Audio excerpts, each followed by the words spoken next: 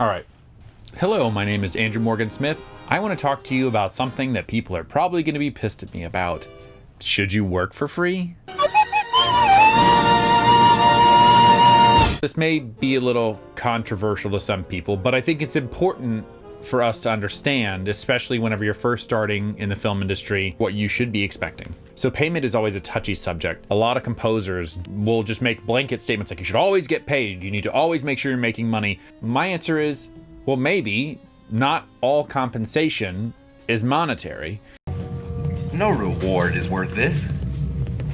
There are plenty of stories of composers who are now big composers scoring big projects who started out as gophers at a Hollywood studio or gophers at a composer's studio who then worked their way up into a position of being a composer, being an assistant, becoming a composer, and then are now scoring big budget movies. I got some good advice from a composer whenever I was just starting out that if I was slaving over whether I should work on a project or not, and he said you need to have one of three things in order to work on a project. You'd have to want to work with the people, want to work on the project, or need the money. And if you don't have one of those things, then you shouldn't work on it, which has really held up over the years. I mean, that's probably 9 years ago, and it has held up really well. Now, people may go blow up the comment section saying, how dare you tell people you should work for free?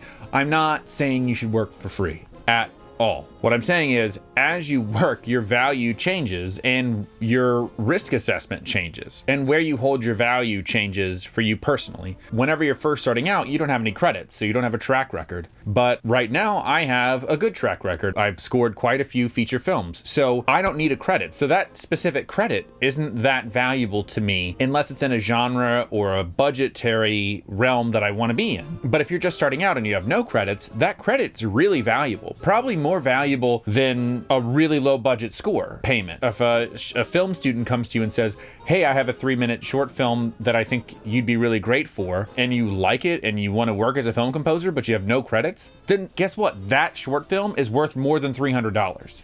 This deal's getting worse all the time. Furthermore, I wish you to wear this dress and bonnet. This was never a condition of our I arrangement. have altered the deal. Pray I don't alter it any further. Now, I'm not saying that you don't negotiate to have back end or to have some kind of points or do something with it, but it's a relationship investment. It is such a low payment. It may be worth more to you to get the credit and not necessarily worry so much about the monetary value. Also, your risk assessment as a student is far lower. If you're just starting out, you need to make as many connections as you can. You need to network with people. And a great way to network with people is to work with them. And someone who's just starting out, you probably have a lot less financial responsibilities that you have to work out. So myself, I have a wife, kids, mortgage, dog. That stuff factors into how much risk I have if I go and score some project for free or nothing. Whereas if you're a student and all you got to do is pay your rent, then, what do you have to lose to score some person's short film? And I have personally had those pay off where I score something for very little money, and then years down the road, that director comes back and hires me on some larger project. I did one of those last year. Sometimes people are working on something that they don't have the money for it, or it's a proof of concept that they want to make a short film that they're going to make into a feature film. And if you're part of that process, then chances are you are a lot more likely to get hired on that feature than you are to fight for a small amount of money that they may or may not have to do it. Do I still think that your time is valuable? Do I still think that they should have money for these things?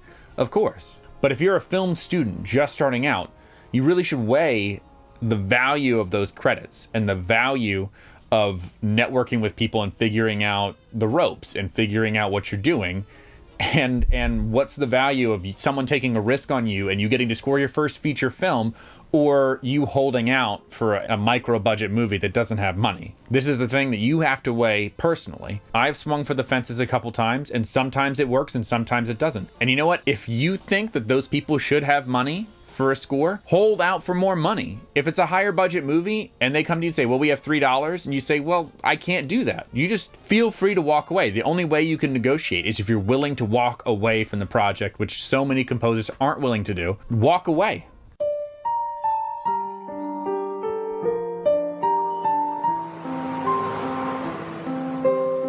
If the sticking point is minor minutia and you really need the project, or you really want the project, or you want to work on the project or work with the people, don't let just the monetary dollar amount be the only thing that stops you from working on something that you want to work on. If this is what you want to do for a living, you got to swing for the fences and take some risks at some point. I'm talking all the time. Thank you so much for taking a break from your writing. I'll let you get back to it, but let me know if you have any questions or comments. I'm trying to be pretty active to respond to people who have questions. Also, if you have questions, that'd be a good video. I'm always looking for more video content. So I will talk to you soon. All right, thanks.